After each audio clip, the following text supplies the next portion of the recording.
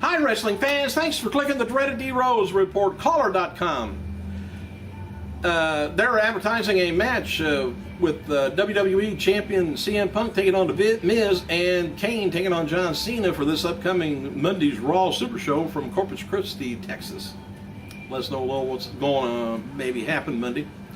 And Velvet Sky, this is really odd. Due to a recent storyline, she says on Twitter, it's a storyline change. She says, I'm no longer on the UK tour, so sorry to all you fans who wanted to see me. I will miss you.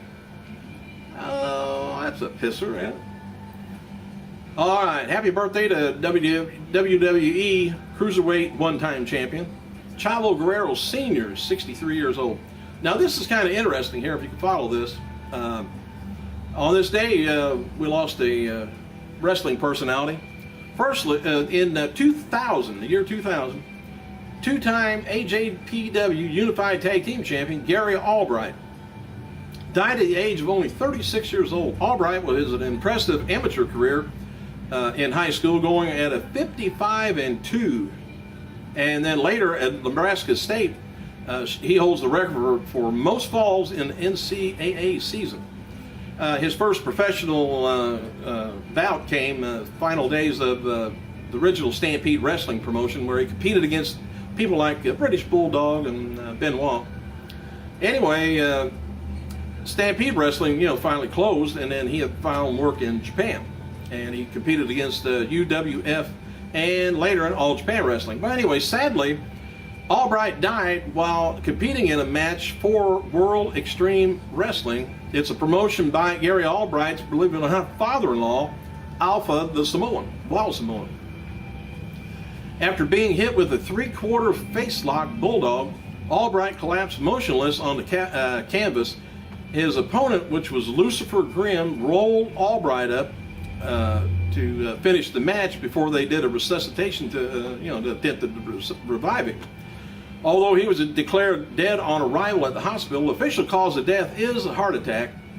Although later the autopsy found that he suffered from diabetes, blocked arteries, and enlarged heart, and all of which could have been contributed to his death. But Albright was a member of the famed, of course, Anoa'i family by marriage, having married Alpha's daughter.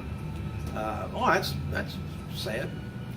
Anyway, Beth Phoenix wrote following on the Twitter yesterday after TV host Chelsea Handler, I like her, responded to her challenge earlier in the week. Anyway, Beth Phoenix says, I appreciate Chelsea being honest about being too scared to accept my invitation, but who wouldn't be? Me. And now, she says, on to perform for my fans. Thank you, WWE Universe, for the loyalty and support. My fellow superstars and divas, always the best. Anyway, Beth also expressed disappointment in former Strikeforce women's MMA champion, Cyborg Santos. She tested positive, I guess, for steroids. She said, I'm so disappointed at Chris Cyborg. What a letdown for women that looked up to her. Speaking of Cyborg, former WWE champion Chyna, she's going to be filming a new adult movie called Ring Queen. And this is going to be a pro wrestling parody, which a ton of those is out on the market now. I've got a bunch way back there, but I can't show you. Anyway, the movie is produced by Vivid Video, and it's going to be featuring a wrestling ring, Titantron, and many stars being parodied, including Stephanie McMahon. The movie's scheduled to be released in March. I'll let you know. Anyway, WWE has announced matches for first ever event in Abu Dhabi at the American Tennis Complex. I guess it's in February, it looks like. Here's some of the matches lined up. It's going to be Cena taking on, this may give you an idea of what's the way wrestling's going to go for the next month or so. Cena versus Kane, WWE champion CM Punk versus Ziggler, and an appearance by Chris Benoit. That's February 9th. John Cena and R-Truth taking on Kane and The Miz, and of course Punk and Ziggler going at it, and an appearance by Chris Jericho, February 10th. The next day, February 11th, Punk and Cena taking on Kane and Miz. Ryder doing a versus a Battle Royal winner, whoever that's, and an appearance by Chris Jericho. Didn't say he's wrestling at all. He's just going to come out and milk the crowd like normal. I bet he'll do that Monday. Anyway, the first ever TNA Wrestling Impact taping in London, England is going to be taking place at Wembley Stadium Saturday, January 28th.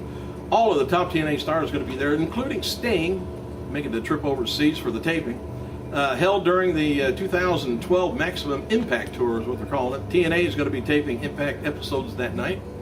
Regarding a challenge, the Nash and Warrior Challenge, RF Video has offered Nash a venue in Miami WrestleMania weekend if they want to fight. The Dragon Gate US promotion has also offered Nash and Warrior a venue. I still say it's not going to happen on that day or any other. Hogan, who recently had an online feud with the Warrior, he threw in his 2 cents. He says, in a real fight, Nash would destroy the underdog Warrior. Don't know what we know what conditions Nash is in. We haven't seen Warrior in a while in any kind of action, except on camera. Santino Marella became a new assistant for the SmackDown general manager on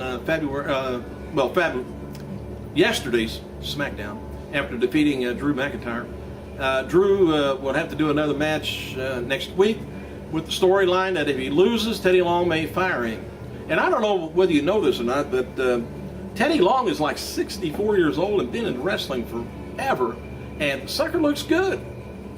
I seen a match, I think it was on my Facebook, where Undertaker takes on Johnny Ace, or Johnny Laurinaitis, in a match. And who comes out with Taker? Teddy Long. Got the little hat on, I forget what you call it. He looked about as good then as he does now. After the Honky Tonk Man shot down rumors that he was going to be appearing on WWE Legends House Show, Dusty Rhodes also says he's not appearing on the WWE Network show. He said, no Legend House Show for me. Please stop asking. Just finished DVD work for WWE. The official theme song for WWE's Royal Rumble pay-per-view is Dark Horses by Switchfoot. The Honky Tonk Man has denied Roddy Piper's statement about him being on that house show too. What that is. Anyway, TNA promotion Dixie Carter, President Dixie Carter, announced Friday that the organization is going to be filming Impact during their England tour, so you guys be on your best behavior over there. She tweeted, big news, Wembley Arena, January 28th. Cannot tell you how excited I am. Details to follow. I suspect she's going to be there. It's going to be marked the first episode of Impact held outside the United States. Brooke Adams, also known as Brooke Tessmacher, is one of the featured girls at the Hooters Dream Girl contest.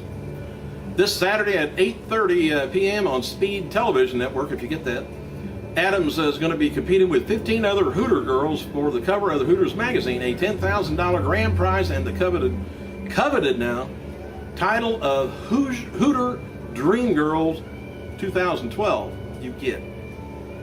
TNA has encouraged the fans to vote for Adams as their favorite Hooter Dream Girl following their broadcast. All right, SmackDown announcer Booker T has revealed his Fab Five. Thursday on Twitter, he ranks his 5 favorite WWE stars as number 1, Daniel Bryan; number 2, Sheamus; number 3, Wade Barrett; number 4, Zack Ryder; 5, Drew McIntyre. Drew hasn't done much since 2012 this year. T wrote that Booker T.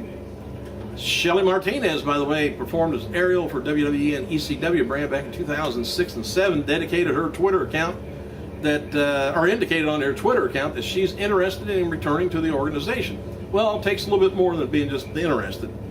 Jim Ross was asked on Twitter about the possibility of a match pitting Brock Lesnar against Bill Goldberg at next year's WrestleMania.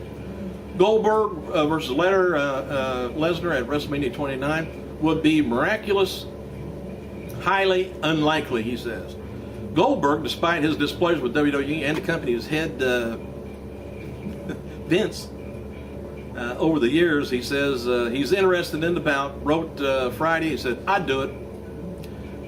Goldberg last competed with, of course, WrestleMania 20 in a match with Goldberg and Stone Cold being a referee, serving as a special guest. But the match was hostile reaction from the crowd, and both wrestlers were stunned by Austin.